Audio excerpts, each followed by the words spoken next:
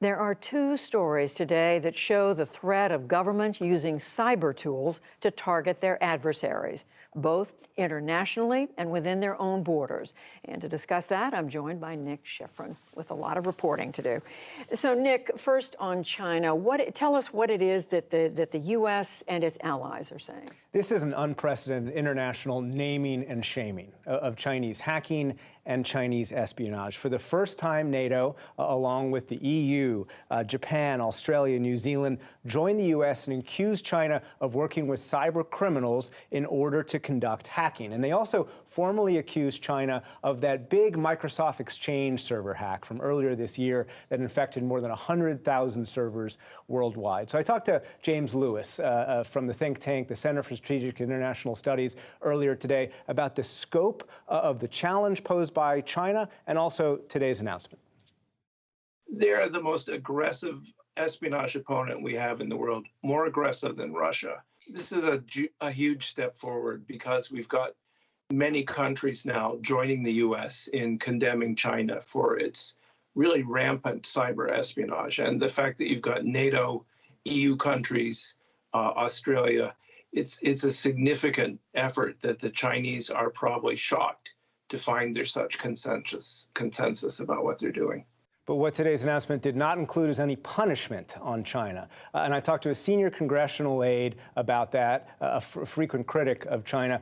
This aide praised the administration for getting allies on board, but said that the response was weak because it didn't include punishment, because China only listens to actions and not words, in this aide's words, and that China would continue its hacking without paying a higher price. Now, as for administration officials, they say, look, this is a first stage and, quote, no one action can change Chinese behavior. Now, Nick, separately from this, you have today the Department of Justice issuing a new indictment against Chinese hackers. Yeah, so this is a grand jury indicted Chinese intelligence agents for a worldwide hacking, a worldwide cyber espionage, economic espionage campaign. The Department of Justice says it was designed to aid Chinese-sponsored and Chinese-owned companies inside China to give them stolen technology so the companies themselves wouldn't have to create it themselves, a kind of shortcut to good technology. And this is the FBI notice for the four hackers.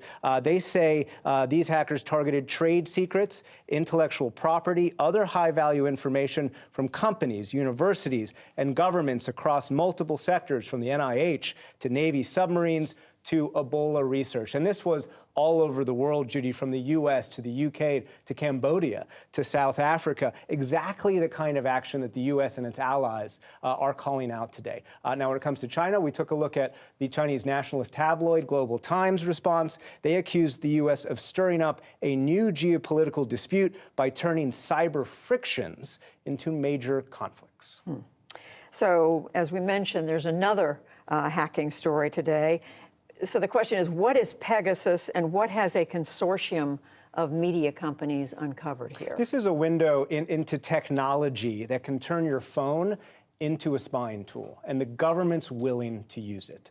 So what is Pegasus? It's a software created by an Israeli company called NSO Group, and the company says it's designed to track terrorists and other serious criminals. But the investigation reveals governments all over the world used this software to target opponents, whether journalists, opposition politicians, business executives, even activists. And it is all over the world. Take a look at this map from Mexico to Morocco to Rwanda to the UAE to India. This map was produced by the nonprofit Forbidden Stories. They're the ones who spearheaded this alongside 17 media organizations. The technical capacity was provided by Amnesty International, whose Secretary General Agnes Callamard spoke to me earlier today. That technology is a weapon. And what the investigation is showing is that the spyware is misused to such an extent that we have here a weapon that could blow off at any moment. It is undermining democracy, it is undermining human rights, it is undermining judicial system, it is undermining fair trials. It could be a threat to peace and security. It must be regulated through a complete moratorium. In a statement, NSO Group called the Washington Post version of this story flimsy and said, quote, NSO Group's technologies have helped prevent terror attacks, gun violence, car explosions, and suicide bombings. NSO Group is on a life-saving mission, and the company will faithfully execute this mission undeterred despite any and all continued attempts to discredit it on false grounds. Interesting. And Nick, we note that most of those targeted are in Mexico?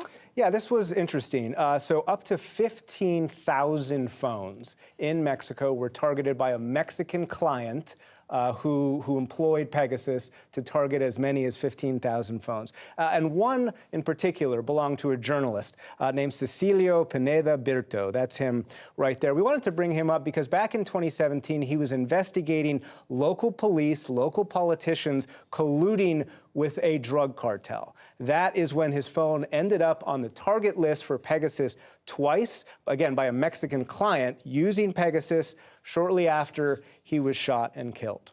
Now, Mexico is the most deadly country in the world for journalists. There is no confirmed connection between Pegasus and his murder. But the people who are calling on the NSO Group to stop exporting this software, people are calling on Israel to not allow it to be exported and for governments not to employ it, say this is a matter of life and death. This is so disturbing. Even without the proven links, the picture is so disturbing. Nick Schifrin, thank you. Thank you.